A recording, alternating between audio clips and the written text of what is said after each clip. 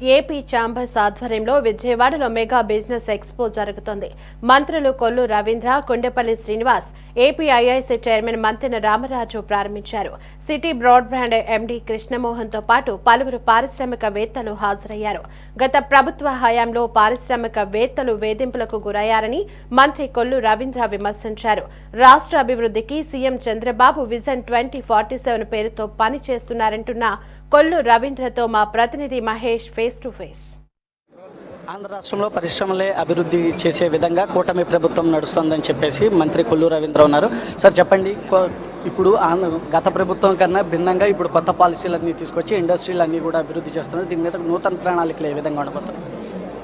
ఈరోజు విజయవాడ నగరంలో AP chamber of commerce అలాగే ఇండస్ట్రియల్ ఫెడరేషన్ వారి ఆధ్వర్యంలో బిజినెస్ ఎక్స్పో ఈరోజు ఇక్కడ ఏర్పాటు చేశారు. పెద్ద ఎత్తున అన్ని రంగాలకు సంబంధించిన వాళ్ళు స్టాల్స్ ఏర్పాటు చేయడమే కాకుండా ఏదైతే వాళ్ళకు ఉన్నటువంటి అనుభవాల మీద ఇక్కడ చర్చా వేదికను కూడా ఏర్పాటు చేయడం జరిగింది. దీనివల్ల ఆంధ్రప్రదేశ్ రాష్ట్ర ప్రభుత్వం ఆలోచనకు తగిన విధంగా ఈరోజు ఒక ఇండస్ట్రియల్స్ పాలసీ ఏదైతే మేము తీసుకున్నామో, టూరిజం పాలసీ, ఎంఎస్ఎంఈ స్కీమ్స్ ఇలాంటివన్నీ కూడా ఇంటిగ్రేట్ చేసే విధంగా ఇది చాలా దోహదపడుతుంది. అలాగే యంగ్ ఎంటర్ప్రీనర్స్ ఈ రాష్ట్రానికి అవసరమైనటువంటి పరిశ్రమల స్థాపన కోసం ఒక మంచి అనుభవంగా ఎక్స్పో ఉపయోగపడుతుంది. అందరూ కూడా వచ్చి దీన్ని సందర్శించి వాళ్ళ యొక్క అనుభవాన్ని తీసుకోవాలని చెప్పి కోరుతా ఉన్నాను. అదే కాకుండా కేంద్ర రాష్ట్ర ప్రభుత్వాల్లో ఉన్నటువంటి పాలసీస్ను కూడా అవగాహన కల్పించుకుని అలాంటి పరిశ్రమలు ఏర్పాటు చేసుకునే దానికోసం మరి యువతని ప్రోత్సహించడానికి అన్ని రకాల కూడా మేము రాష్ట్ర ప్రభుత్వం సిద్ధంగా ఉంది. అందరూ కూడా మరి ఈ అవకాశాన్ని సద్వినియోగం చేసుకుని విజన్ 2047 చంద్రబాబు నాయుడు గారు ఏదైతే ఆలోచిస్తూ ఉన్నారో దానికి అందరూ కూడా భాగస్వామ్యం కావాలని కోరుతారు. సార్, ఇంటికో యువ పారిశ్రామికవేత్త కూడా రావాలి అని చెప్పి కూడా చంద్రబాబు పిలుపునిస్తున్నారు. దీన్ని ఏ విధంగా ప్రజల్లోకి తీసుకెళ్తున్నారు?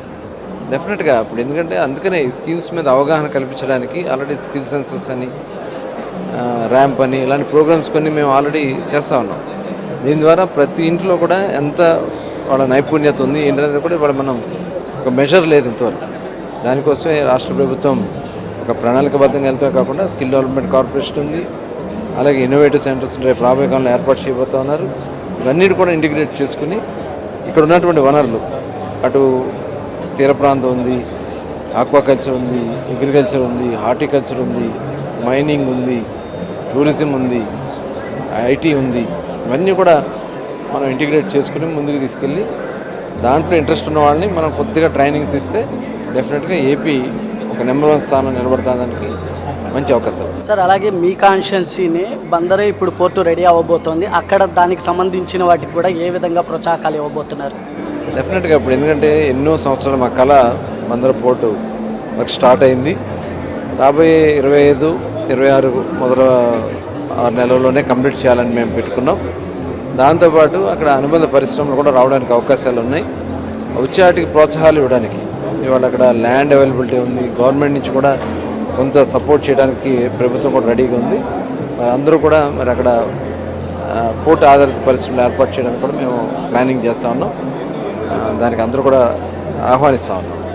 సార్, మీరు చెప్పండి, ఇప్పుడు మీ పరిశ్రమ గురించి కూడా మీరు ఏ విధంగా అభివృద్ధి చేయబోతున్నారు ఏంటో సార్? ఆంధ్రప్రదేశ్లో ఆల్రెడీ బాబు గారి హయాంలోనే టూరిజం అభివృద్ధి చెందింది. గత 5 సంవత్సరాలు అయితే ఎంతవరకు దాన్ని డెస్ట్రాయ్ కావాలో అంతవరకు డెస్ట్రాయ్ చేసింది గత ప్రభుత్వం. ఇప్పుడు బాబు గారు కూడా టూరిజం కూడా ఒక ఇండస్ట్రీ స్టేటస్ ఇచ్చారు. దానివల్ల ఏంటంటే పవర్ దాని మీద టారిఫ్స్ అంటే తగ్గించడం కానీ, జిఎస్టీ కానీ ఇవన్నీ కూడా మార్పు జరుగుతుంది. ఇండస్ట్రీ స్టేటస్ ఇచ్చినప్పుడు దాంట్లో ఇచ్చే రాయితీలు ఏమంటే దీనికి కూడా వస్తుంది. అదేవిధంగా ఇక్కడ టెంపుల్ టూరిజం ఒకటి, అదే బీచ్ టూరిజం. ఎందుకంటే మనకు కోస్టల్ బెల్ట్ 1000 కిలోమీటర్స్ ఉన్న కోస్టల్ బెల్ట్ ఉంది. అక్కడ కూడా రిసార్ట్స్, బీచ్ రిసార్ట్స్ అవి తీసుకొస్తున్నాం. టెంపుల్ టూరిజం ఈ సర్క్యూట్స్గా తయారు చేసి ప్రజలకు కావాల్సినటువంటి ఆహ్లాదకరమైన వాతావరణం. సార్, అంటే గతంలో కూడా తెలుగుదేశం హయాంలోనే FNH2 లాంటి ప్రతిష్టాత్మకమైన ప్రాజెక్టు కూడా తీసుకొచ్చింది తెలుగుదేశం ప్రభుత్వం. అలాగే ఇప్పుడు సీప్లైన్ కూడా తీసుకొచ్చారు. ఇప్పుడు నేను బాబు గారు రాగానే, ముఖ్యమంత్రి కాగానే జనం లేదంటే లంసింగ్ పోయి చూస్తే బాబు వచ్చారు, టూరిజం అభివృద్ధి చెందుతుంది. అంతకు ముందాక బాబు రాకముందు టూరిజం పాడైపోయింది. బాబు వచ్చారు, టూరిజం అభివృద్ధి చెందుతుంది నానుడు ఉంది జనంలో. బాబు గారు కూడా ప్రత్యేక విజన్తో టూరిజం డెవలప్మెంట్ కోసం కృషి చేస్తున్నారు. ఆంధ్రప్రదేశ్లో గతంలో ఎన్నడూ లేని విధంగా ఈ 2019-24లో అద్భుతమైనటువంటి టూరిజం డెవలప్మెంట్, బీచ్ రిసార్ట్స్ కావచ్చు, హోటల్స్ కావచ్చు, లేకపోతే టెంపుల్స్ కావచ్చు, మొత్తాన్ని కూడా అద్భుతమైన డెవలప్మెంట్ తీసుకురావడానికి కృషి చేస్తాం. కేంద్ర ప్రభుత్వం కూడా బాగా సహకరిస్తూ ఈ టెంపుల్ టూరిజం బాగా డెవలప్ చేయడానికి సహకరిస్తూ ఫండ్స్ కూడా ఇచ్చింది. మొన్ననే చంద్రబాబు నాయుడు గారి కృషి ఫలితంగా 170 కోట్లలో 113 కోట్లు ఫస్ట్ విడతగా రిలీజ్ చేయడం కూడా జరిగింది. Thank you. ఇది రాష్ట్రంలో పారిశ్రామిక అభివృద్ధి ప్రారంభమైందని చెప్పేసి మంత్రి కొల్లు రవీంద్ర చెప్తున్నారు. కెమెరామెన్ నానితోటి జర్నలిస్ట్ మహేష్, విజయవాడ నుంచి.